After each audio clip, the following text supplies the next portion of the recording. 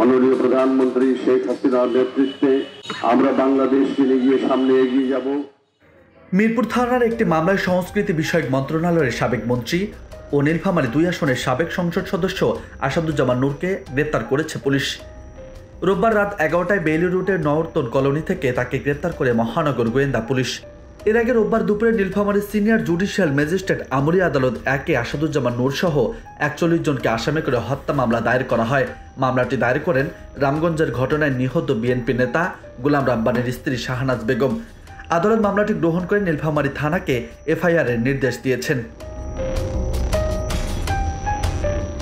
এছাড়া গেল 4 আগস্ট নীলফামারী জেলা বিএনপি ও স্বেচ্ছাসেবক দলের কার্যালয়ে ভাঙচুর, অগ্নিসংযোগ সহ জেলা শহরের বিভিন্ন জায়গায় হামলা, অগ্নিসংযোগ ও লুটতরাজের মামলায় আসাদুজ্জামান নূরকে আসামি করে মামলা দায়ের করেছেন জেলা স্বেচ্ছাসেবক দলের সাবেক সভাপতি আব্দুল সালাম বাবলা। বৈষম্যবিরোধী ছাত্র আন্দোলনের আহত শিক্ষার্থী শমীক হাসান সোহান মামলায় আন্দোলনকারীদের হত্যার উদ্দেশ্যে গুলির নির্দেশদাতা হিসেবে 1 নম্বর আসামি করা হয়েছে সাবেক মন্ত্রী আসাদুজ্জামান নূরকে।